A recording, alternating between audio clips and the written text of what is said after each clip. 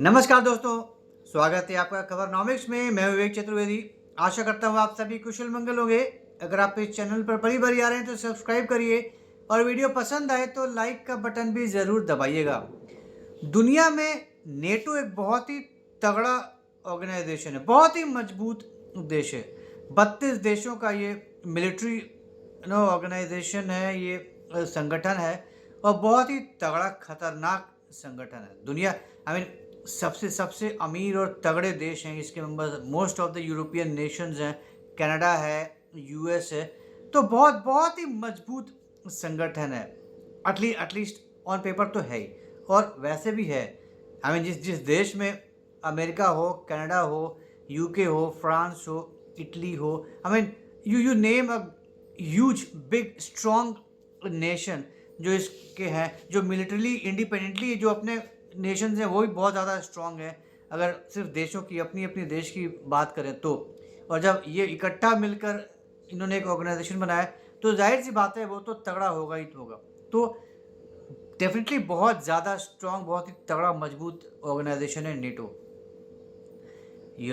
Russia Ukraine war में NATO का बहुत बड़ा आता है, बहुत सपोर्ट मिल रहा है रशिया यूक्रेन को नेटो की तरफ से।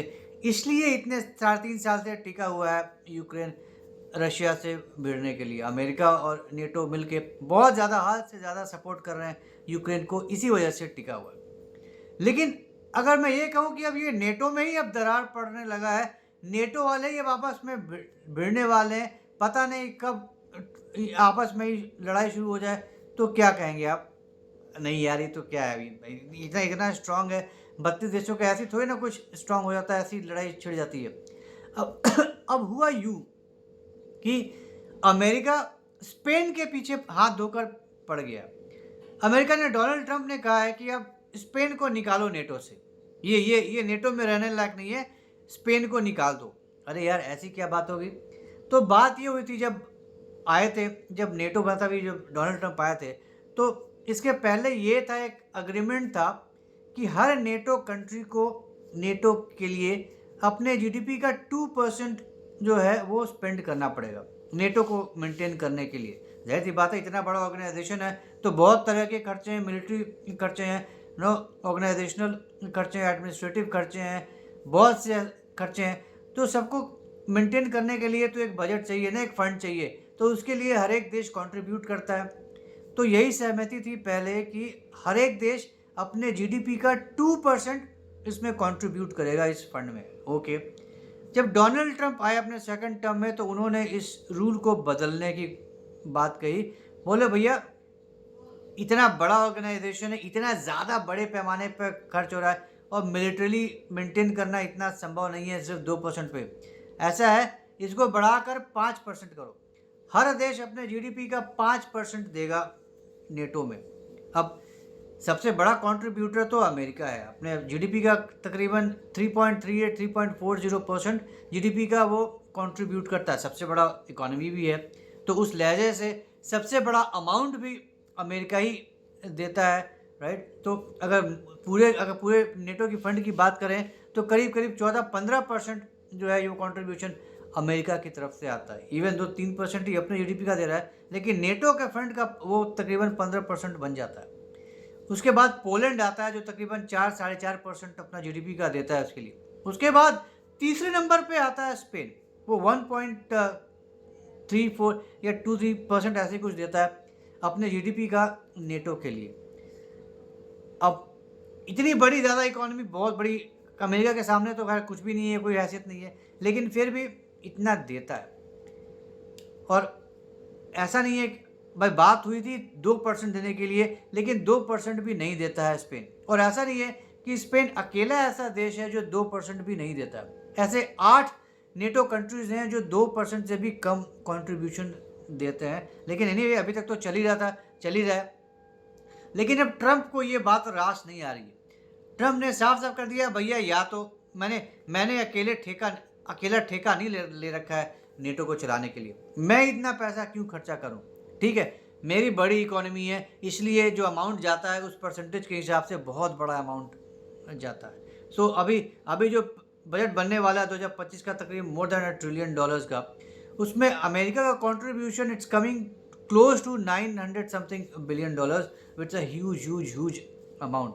अब इस बात से डोनाल्ड ट्रंप को चिढ़ है कि यार मैं ही क्यों इतना सारा पैसा खर्चा करूं, जब हम 32 देशों के का ये समूह है, 32 देशों का ये संगठन है, तो सिर्फ अमेरिका ही इतना ज़्यादा पैसा क्यों खर्चा करे। अब उनका सोचना गलत भी नहीं है कि भाई उन्होंने ठेका थोड़ी ले रखा है नेटो का, सबका खर्चा मैं ही उठाऊं, मैं ही बीड़ा उठाऊं, तो हर एक देश को करना चाहिए। इसीलिए डोनाल्ड ट्रंप इस बात पर जोर देते रहे हैं लगातार कि तुमको अपना बजट बढ़ाना पड़ेगा, पैसा तुम और ज़्यादा खर्चो इस मेंटेनेंस पे नेटो के ऊपर, इतने इतने में बात नहीं बनेगी।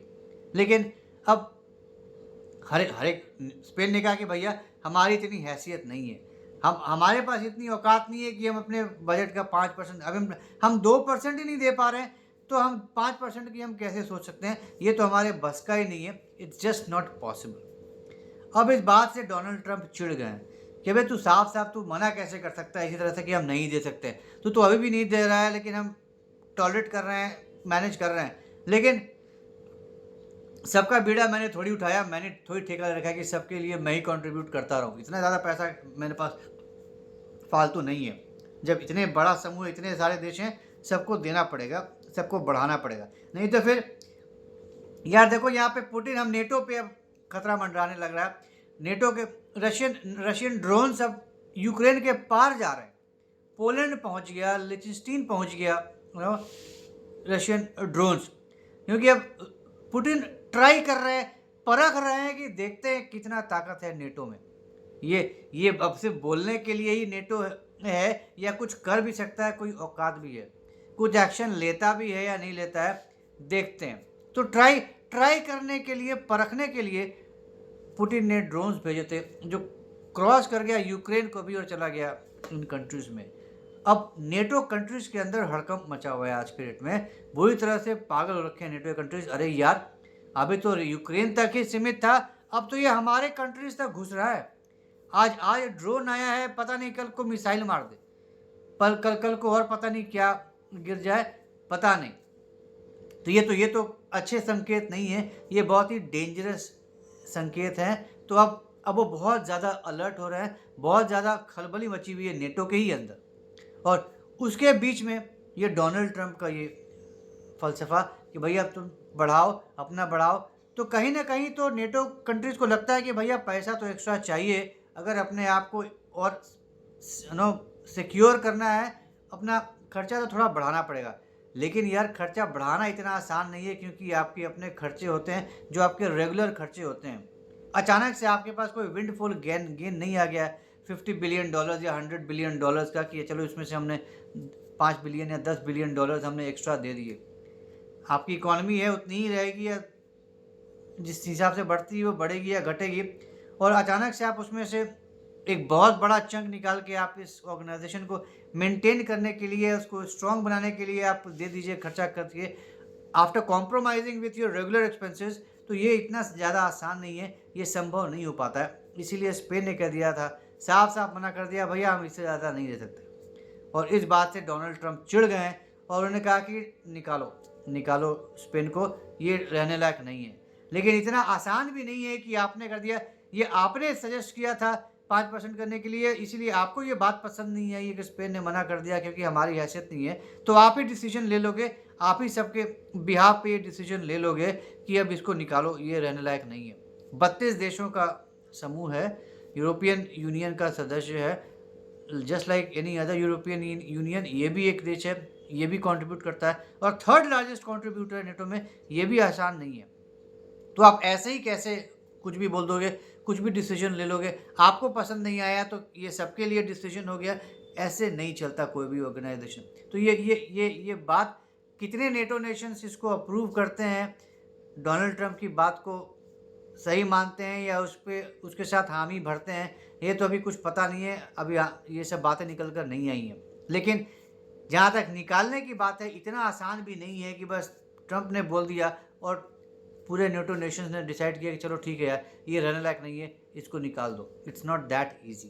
तो होगी फिर से वापस डिस्कशंस शुरू होंगे, वापस डोनाल्ड ट्रंप अपनी बात रखेंगे, वापस स्पेन अपनी बात रखेगा, अपने जस्टिफिकेशंस देगा, आफ्टर इतना ज़्यादा प्रेशर के बाद हो सके, मे बी इट्स पॉसिबल कि थोड़ा-सा और अपना कंट्रीब्यूशन बढ़ा सके। मे बी 2% भी ना कर पाए, लेकिन जितना है हो सकता है शायद because out of share pressure हो सकता है थोड़ा-सा और बढ़ा दे, ताकि कुछ तो देखने को मिले, भैया मैंने किया तो हम नहीं कर पाए जितना चाहते, लेकिन कुछ तो मैंने किया, एक्स्ट्रा किया, तो ये भी at least you should accept that. तो देखते हैं क्या होता है। एज ऑन डेट बस बहुत बड़ा ऑर्गेनाइजेशन है, बहुत स्ट्रांग है, वर्ल्ड का one of the strongest alliances है ये नेटो, बहुत ही ज़्यादा रसूखदार ये ऑर्गेनाइजेशन है। तो देखते हैं आने वाले समय में रशिया यहाँ पे इतना बड़ा खतरा बना हुआ है, तो रशिया से भिड़ने के लिए शायद ये नेटो कंट्रीज आपस में कुछ न सहमति पे बात बनती है, कुछ कलेक्टिवली कुछ डिसाइड करते हैं जो नेटो एज अ होल के लिए बेहतर हो, पॉजिटिव हो, इनको बनाए रखने में ये डिसीजन कुछ काम आए, ये आने वाले समय में देखने वाली बात होगी।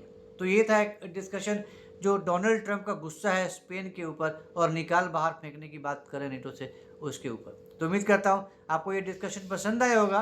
तो अगर ये कंटेंट पसंद आया तो इस वीडियो को लाइक करिए, शेयर करिए और हमारे चैनल को सब्सक्राइब करना बिल्कुल मत भूलिए, बेल आइकन भी ज़रूर दबा दीजिएगा। तो जल्दी मिलेंगे एक ऐसे नए इंटरेस्टिंग वीडियो के साथ। तब तक के लिए जय हिंद, जय अखंड भारत, नमस्कार।